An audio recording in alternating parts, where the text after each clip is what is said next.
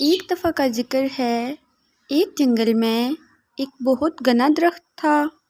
اس درخت کے اوپر ایک چڑیا نے اپنا گھونسلہ بنایا ہوا تھا۔ اسی درخت کی جڑوں میں ایک چوہا رہتا تھا۔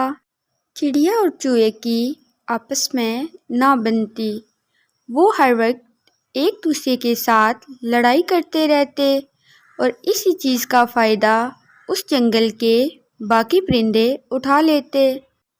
ایک دفعہ ایسا ہوا کہ چڑیا اور چوہے نے زمین پر پڑا روٹی کا ٹکڑا دیکھا اور دونوں اس کی طرف لپکے۔ وہ دونوں اس روٹی کے ٹکڑے کے پاس ایک ہی وقت میں پہنچ گئے اور آپس میں لڑائی کرنے لگے۔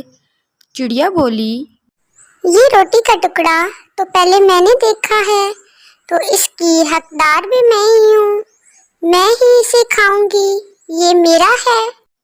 جب چوہے نے چڑیا کی بات سنی تو چوہا بولا، یہ ٹکڑا تو میں تمہیں کسی صورت میں بھی نہیں دوں گا، اس تک تو پہلے میں ہی پہنچا تھا اور اس کو میں نے ہی پہلے دیکھا ہوا تھا، اس لیے یہ میرا ہے، میں ہی اسے کھاؤں گا۔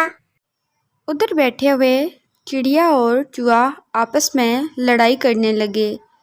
اتنے میں ایک کوا اڑتا ہوا آیا اور ان سے پتہ کرنے لگا کہ کیا وجہ بنی ہے، آپ دونوں آپس میں کیوں لڑائی کر رہے ہو؟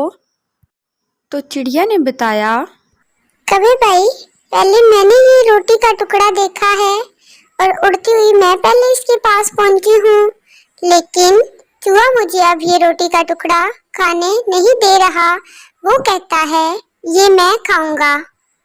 پاس ہی بیٹھا چوہا بولا، یہ روٹی کا ٹکڑا تو میرا ہے، میں نے ہی اسے پہلے دیکھا ہے، تو میں ہی اسے کھاؤں گا، میں یہ کبھی بھی چڑیا کو نہیں دوں گا۔ جب کوے نے یہ سارا ماجرا دیکھا تو اس نے سوچا، ادھر میں اپنا فائدہ اٹھا سکتا ہوں، تو کوے نے وہ روٹی کا ٹکڑا اپنی چونچ میں دبایا اور ادھر سے اڑ گیا۔ چڑیا اور چوہا ادھر ہی بیٹھے ایک دوسرے کا منہ تکتے رہ گئے اور سوچنے لگے کہ اگر ہم نے اتفاق کیا ہوتا تو ہم اس ٹکڑے کو آدھا آدھا کر لیتے، ہم نے اتفاق نہیں کیا تو لے کے وہ ٹکڑا تو کوا اڑ گیا ہے، اب ہمارے ہاتھ تو کچھ بھی نہیں آیا۔